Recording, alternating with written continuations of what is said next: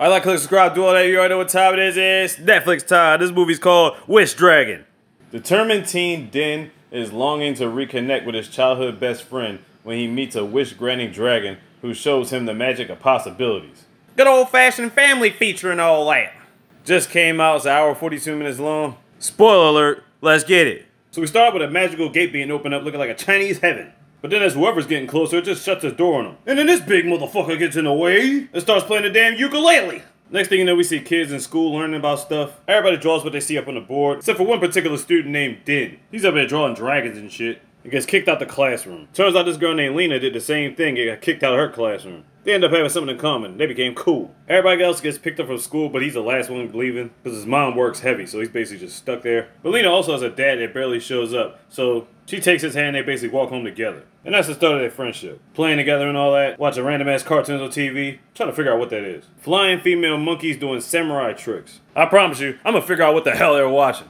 Or maybe it's just not meant for me to figure out. And they're flying kites and whatnot. I don't know why they gotta fly kites on top of buildings. You couldn't just fly a kite on the ground. You just gotta go to the extreme and flying kites on top of buildings. You know why this is not a good idea? Because it ends up pulling them from building to building. Kids, for the love of God, do not try this at home. It's a cartoon. Yeah, it's quite ridiculous. Well, anyway, they made this pact to be friends forever and all that. Then one day we find out Lena's dad gets a better job. And they gotta move to the big city, leaving her boo behind. Look how sad his face is. Oh, it's sad. And then they dip. Going from the Shinoki streets to the big city. 10 years later, it really looks like a big city. Din is now a delivery driver. He still lives in the same spot. Then he sees his friend who's getting on the bus. He's asking about getting class assignments, meanwhile riding on the road. He tells him it's too dangerous to be still doing deliveries and riding around and then talking to him on the bus. But notice while he's talking to him, the bus is moving and he's still at the fucking door. Anyway, after all day, he makes his final delivery. It's to the spot that's not even a house no more. It's just stairs and a door. He sees this guy sitting on the toilet playing his ukulele, talking about, I am a god! He's like, yeah, that's great and all that, but I need like $7.85 for this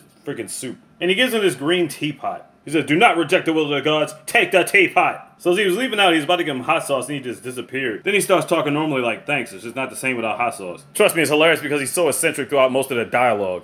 Now apparently he was supposed to get somewhere before 5 o'clock, so he wanted to get himself a suit. He's like, yeah man, give me this one. He's like, man, if you don't get out here with that little ass bit of money, man, you got chump change, these are real suits. So he goes from a no money, fine place, or fine suits, to no money, fine suits.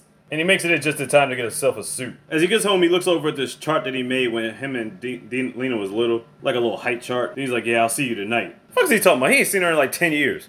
And then we have Din's mom, who he just got groceries for. So he's lying to his mom, talking about he stayed late for a study group. And then you gotta have your nosy neighbors, and trust me, he has a lot of nosy neighbors. And everybody's hyping up his future because he's supposed to be in college and all this stuff. Then this guy comes with all his works and stuff, and starts blabbing his mouth how he hasn't been to school in like 2 weeks. And he says, if you don't come in tomorrow, the teacher's gonna drop you from the class. But while he's saying that, he's totally oblivious to the fact that everybody's outside listening to him. Man, you over here snitching. Mom about to bust that ass. Yeah, you got a rough a day of life. Bob, go bust that ass. Giving him the whipping. And like I said, the nosy neighbor's just sitting there looking. So basically he had all these side jobs, and she's like, look, man, you only got one job. You're supposed to study. So after giving him an earful, he gets in his room and starts studying. Now we got these random thugs, along with this guy. They're going into an area that's off limits. He starts kicking the ass, and honestly, they're all looking for this teapot. Now after they beat up security, they get access to the spot. Yeah, it's the same area where that old man lived that asked for the suit. Now look at this area. It's all beaten down and torn up. Now let me ask a legit question.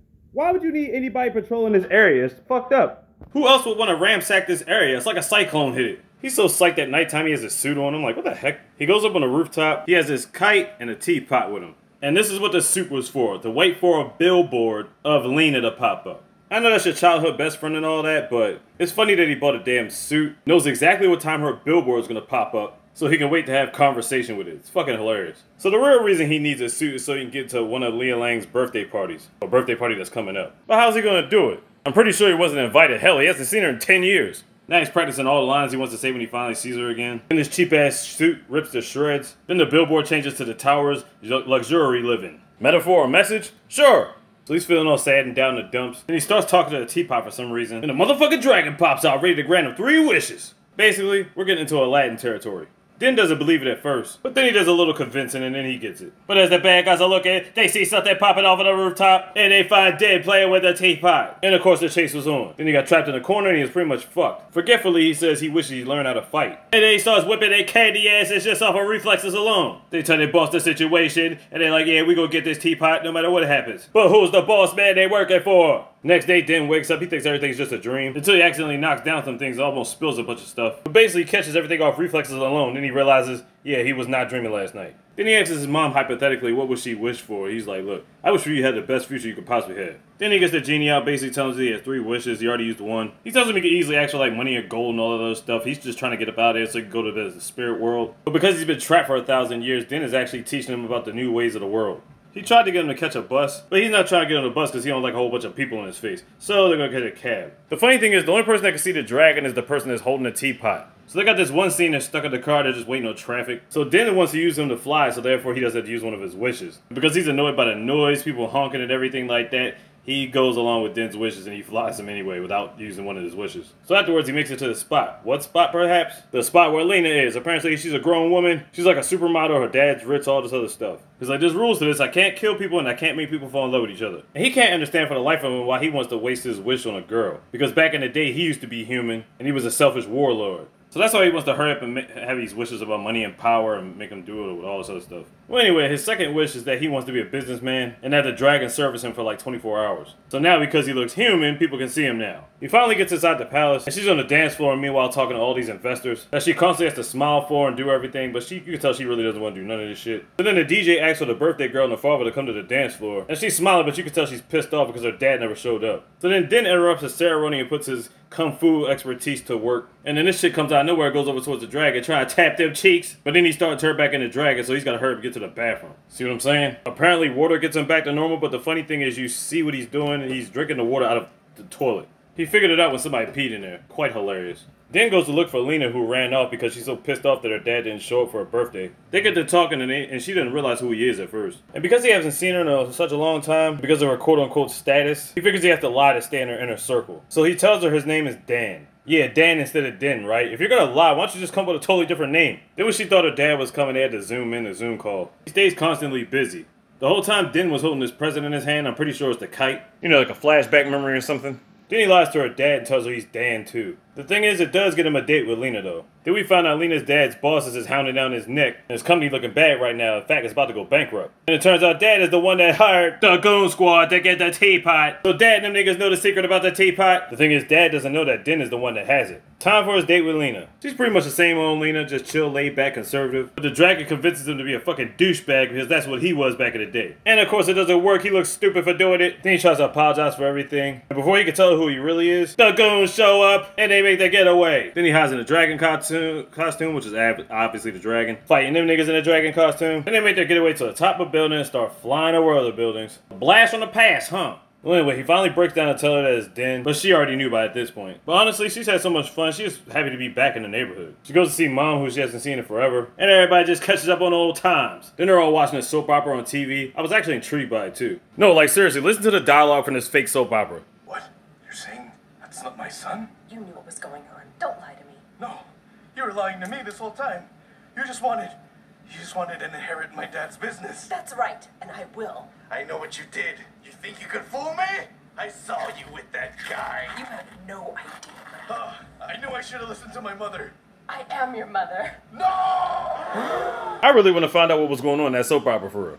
Anyway, we get time for a moment to reflect. Then she gets a call from the stockbroker, so she gotta go back to her spot. He's like, hopefully it won't be another 10 years before I see you again. And the thing is, she's got this whole other life, you know what I'm saying? Her dad has got her a lot of different gigs and stuff. So she constantly has obligations to fill. And she doesn't really have time for anything else. So after she leaves, Den is sad. And Den is thinking about doing something foolish. He's thinking about making his third wish about money. But before he makes his wish, the dragon wants to show him something. Meanwhile, Lena gets back to her dad, who's conversating with the thugs about the teapot, and he learns about who has it. And the reason he's even doing this in the first place is to save his company, but he doesn't tell Lena about Den, even though he could possibly be in danger. He doesn't really know it's Den like that until he figures out what area they're in. He's like, well, what is Dan doing over there? But like I said, he's starting to put two and two together. Then she looks out the window, sees him getting in the car with the thugs. Then notices people moving stuff around. They know they're going bankrupt. Meanwhile, the dragon is showing Den his past. He was born into royalty, he was an arrogant ruler and all that, and when he died, nobody was there for him. He arrived at the gates of the spirit world. That's when the big guy with the ukulele stopped him, and that's what we saw at the beginning of the movie. And that's when the gods transformed him into a wish dragon. He had to get about 10 masters, and he had to learn the true meaning of life. And the reason he showed him is because every other master he's had has failed him, except for Den.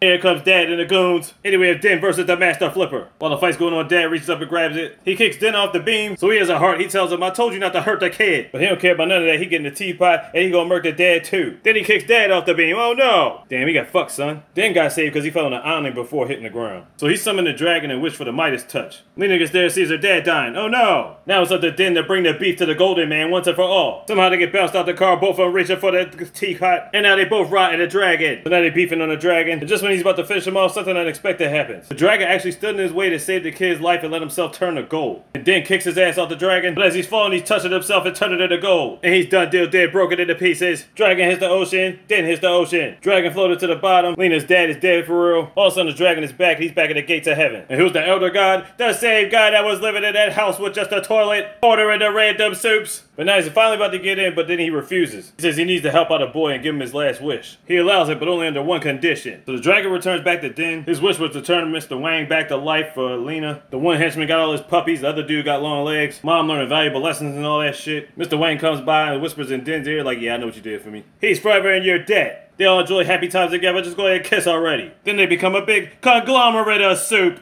And everybody works there. Mom tells her to go to the back, get some teacups. He happens to notice one in particular with a familiar sign on it. Yep, he's back. Do you know that one condition he had for him to return back to the Earth? That condition is he's got to serve 10 masters again and do this all over again. But he doesn't even mind. He wants to learn more about the Earth. And as he takes out the trash, he puts the teapot on a cart so somebody else can pick it up. And then he can have more adventures. But he happened to put it on a cart with this guy on it. I am a god! And there you have it. The lesson is, don't be doing it for money, power, respect. Well, no, definitely respect. You do things for the love of your family and live life. And don't be forgetting where you came from.